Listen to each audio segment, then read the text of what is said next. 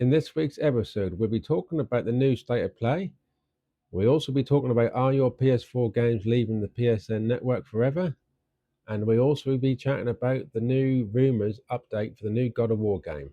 Hi, I'm Nathan Redfield, and this is Perfect Average Gamer, my news channel all about PlayStation. As I predicted in last week's video, I said it would happen on a Wednesday or Thursday, and sure enough, they dropped on a Wednesday. Not everything I expected made it into the show this time, and one of them being Death Stranding 2 on the beach, which was one of my predictions. Well, we'll have to wait until March 9th for this year, as it's been confirmed by Konami Productions on their X feed that they will be at South by Southwest in Austin, Texas, and will hold a panel for the game there. So we'll have to wait until then to find out any more information. I thought it was quite a solid show, running for about 45 minutes, which is pretty standard for a state of play.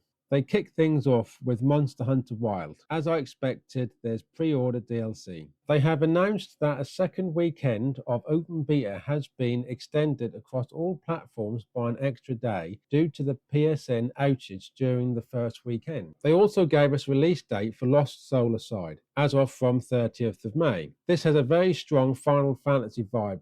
Not really for me, since I never really got into playing those sort of games and didn't really enjoy them. But the environment and combat do look amazing. Now, let's talk about Paul Heyman from the Hall of Fame introducing 2K25 The Island. 2K25 The Island will let up to 50 players join together for wrestling, shopping, and will be able to customize your items. If you remember back in the PS3 days, there was a social gathering game called The Home, where you could customize your own space, walk around different areas, and even sometimes watch movie trailers. This game gives me very similar vibes, but again, not really for me. I don't really like wrestling games. Releasing on March 14th, and will only one of the two games in this show that are coming to PS4. Then we got a look at Borderlands 4 coming on September 23rd. Looks pretty good. I've played Borderlands 3 on the PS4 and it was lots of fun. I'm definitely keeping an eye out for this one. Directive 8020 caught my attention. It looks amazing and it's from the creators of Until Dawn and The Quarry, two fantastic games. I love that they're moving into the sci-fi horror, and if it's anything like the previous works, expect quick action gameplay. Lots of cinematics, great game, and this one looked like it's going to be packed full of jump scares, making you play it in a dark room at night when no one's around. It releases on October 2nd. Onimusha, The Way of the Sword, has sparked my interest. There's plenty of action, and I'm hoping there is some good, cool combo attacks to master. Hopefully, not too much of a complex of a skill tree. It seems like every studio doing samurai-style games these days, but nothing beats Ghost of Tsushima, one of my favorite. Onimusha is set to release in 2026. Next up is the one I predicted would appear in the state of play. Everyone already knew it was coming after Sony accidentally released the trailer a few days before the show. Metal Gear Solid Snake Eater,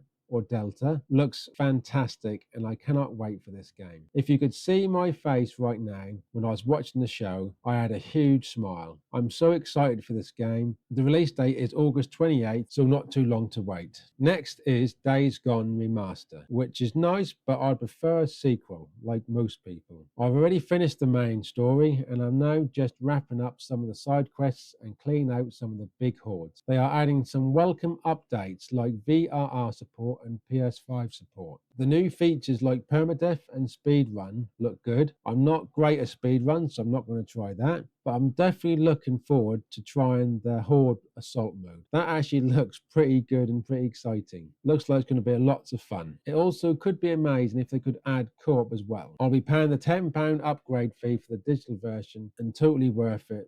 Drops on April the 25th. Stellar Blade was a surprise. The collaboration with Goddess of Victory Nikki expansion DLC, which looks incredible, includes new boss battles and some cool outfits. If you haven't tried this game, why not? You need to try it. It's a brilliant game. It is also coming to PC. You can probably imagine what the modders will be doing to Eve's character. If you haven't tried it, brilliant game, you won't regret it. Tides of Annihilation looks like a great game, one to watch out for. No release date as yet, but you can add it to your wish list for now, which I'll be doing. We were introduced to Mind's Eye from Builder Rocket Boy's new game and Leslie Benzes, who was the lead developer of Grand Theft Auto. The game has a very much of a GTA vibe feel, but I'm waiting till more details are released. Whether I'll pick it up or not, we'll see what the reviews say. My mind's still out on that one. And to close out the show, we had Gregory Loudon, creative director at Housemarque, introducing the very first look at Saros. This is only just cinematics, but if there's anything like Returnal, this is going to be absolutely fantastic. I've played the game. I haven't completed it because it's quite hard for me, but I'm looking forward to it. I'm going to have to try and complete Returnal before this new one comes out. Looking forward to it. The actor who plays the character, Ajram Deshash, performed by Rahu Corley, has appeared in other games, also like Call of Duty Modern Warfare 3 and also Fortnite. I personally think that is quite a solid state of play this time. Really looking forward to a lot of the games coming out this year and ones coming out next year. I'll try and do a video covering some of the new ones coming out. But yeah, I think it's brilliant. Really enjoyed it. Let me know in the comments what you thought. Did you enjoy this state of play or not? Were there any games you were hoping to see and you didn't see? Moving on to the next news article. So, Sony recently made an announcement on their PlayStation blog page, revealing that starting in 2026, they will stop adding PS4 games to the monthly PlayStation lineup and begin delisting some PS4 titles. I'll show the blog post on the screen now. You can pause the video if you want to read it. Basically, how I'm reading this is they want to stop supporting the PS4 and make their move over to the PS5. That's how it sounds to me. Let me know if you think I'm right or not in the comments. While this move might sound like a big change, there's no need to worry just yet. The new policy wouldn't take effect until January 2026. And importantly, it wouldn't impact any of your games you already downloaded through the service. So if you're still on a PS4, you can continue enjoying the current PlayStation Plus games without any issues. So why do I think Sony is making this change? To understand this, we need to look at some important stats. According to the data from Statista, there's around about 116 million active PSN users as of October 2024, as you can see on the graph on screen. That's a huge number showing how popular the PlayStation is. But what's even more interesting is a report from GameIndustries.biz, which says that the PS5 is now accounting for 50% of the console player base. That means the other half are still on PS4. This could be one main reason behind PlayStation deciding to stop supporting the PS4. By stopping the addition of PlayStation 4 games on the PS Plus, they might be trying to push those still using PS4 to eventually upgrade to a PS5. Sony is likely hoping that the gentle removing of support of PS4 games, they'll give PS4 owners a reason to upgrade sooner rather than later. However, I think this shift is not without potential downside. The PS4 remains an incredibly popular console. With a massive library of games, they are still the console of choice for some gamers. I do think not everyone is ready to make the move. The leap to the PS5, whether down to current costs of nearly £480, that's even more if you want to take in effect of a PS5 Pro, which is nearly £700.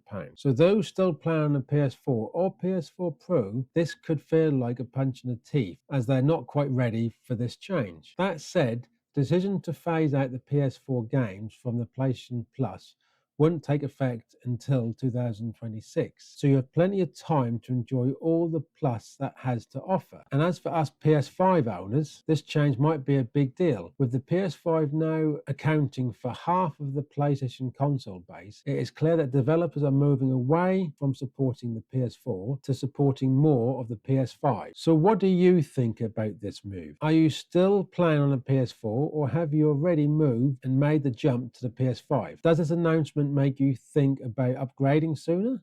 Let me know in the comments below. I'd love to hear your thoughts on this shift and whether it impacts your game experience or not. Now we come on to the last news story of this video. In last week's video, I was discussing the rumours surrounding the next God of War game, which was believed to be set in Egypt. Well, things have now taken a sharp turn. Since then, just a day after I uploaded that video, the Insider Gamer podcast dropped their latest episode, and during it, they interviewed a well-known industry insider insider Tom Hedison. Unfortunately, I can't show the actual interview here as I'd get a copyright strike on this video, but I can share what was said. According to Tom, the next God of War game will not be set in Egypt, but instead will be based around Greek mythology, that Kratos might be returning to his younger days in Greece. However, Tom isn't sure as yet whether it will be a remaster, prequel, or even a full reboot. The details are still pretty much unclear. What he did mention, though, is that the game could center around his father Zeus, but it's got me wondering if it will revisit any of the previous games or not. That's just my theory, but we'll have to wait and see. What do you all think? Are you excited about the potential return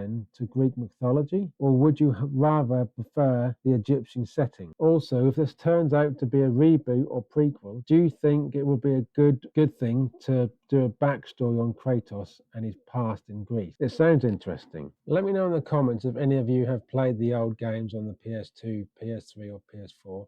Would be great to know, and let me know which one I should start with first. I'm curious to see what you think would be the best one. Anyway, that's it for today's update. Don't forget to like and subscribe for more news and drops, and I'll see you in the next video. Be good, be kind. I'll catch you later.